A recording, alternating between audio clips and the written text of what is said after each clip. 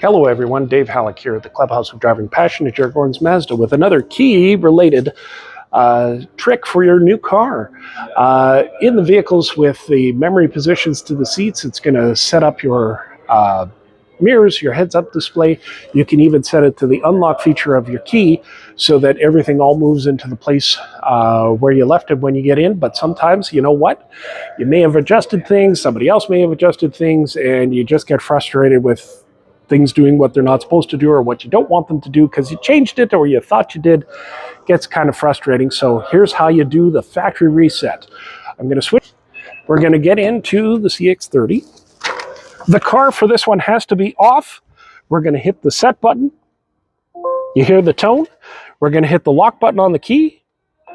You hear the same tone. The parking lights flash. You're all set and reset. For more tips and tricks, don't forget to like and subscribe to the page, and don't forget to ask your questions. I'm Senior Product Specialist Dave Halleck here, Jared Gordon's Mazda on the way of the Automall. Thanks for watching, and we'll see you soon.